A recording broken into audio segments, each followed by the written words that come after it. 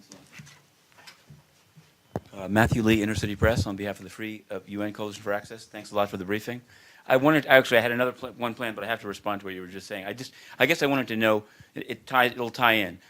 I mean, there was a financial meltdown, and in fact, many people thought that corruption or fraud or misleading disclosures were in fact by some of the largest companies in the world, not developing countries, but HSBC, Citibank, Chase. And so what I wonder is and this, I mean, I guess I wanted to know, where do you see the sort of balance between the question led to be corruption in the developing world, but do you think there's corruption right within your own membership, or do you think, well, how should companies look at themselves?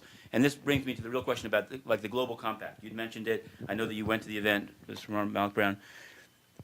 Is it too easy to get into these entities? Is there such a rush to make it sort of an open door and all companies come in and can teach each other, that you end up with in some case private military contractors like G4S as part of the Global Compact?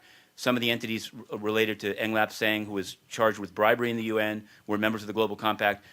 Reflecting now on the years that it's existed, what do you think can be done where should the line be drawn to keep some players out and just say you're not ready to join, or you undermine the whole process? Thanks. All right, I'd like to bring it back to sustainable development and climate change. It's totally related. They mentioned the Global Compact as a vehicle for. So, anyone? Sure. John? The illegality of corruption is something that I think all governments have to strengthen and work towards and be increasingly disciplined about. It's only through having the correct legal structures in place that this defect in human nature can be dealt with.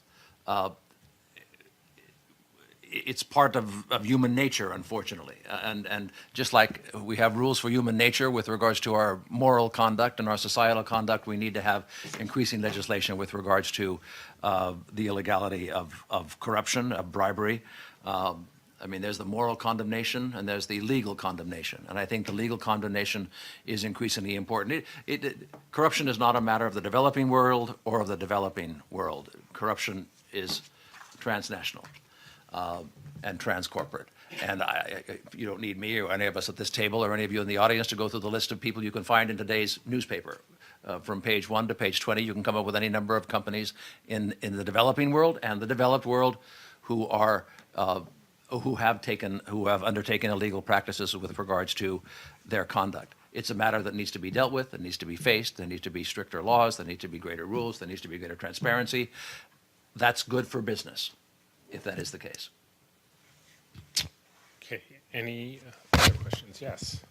Yes, about the sustainable development and involvement of business. Let me just, Matthew won't forgive me if I don't. In fact, probably one of my greatest mistakes ever when I was at the UN was to always answer his questions. But the Don't do it anymore.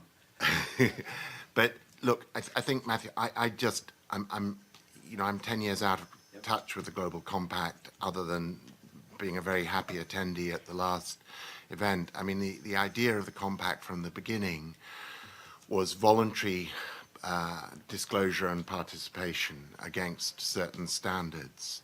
I think for a UN organization that remains the right criteria, but the disclosure needs to demand over time growing levels of transparency on all of these criteria.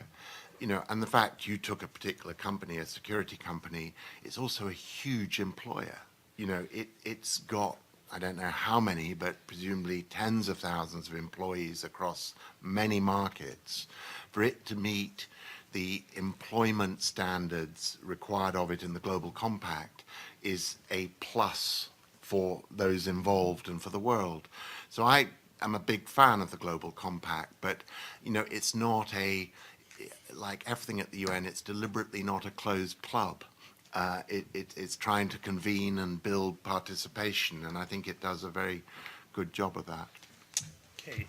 On that, I think we're out of time, and I'd like to thank our members of this panel, and thank you very much.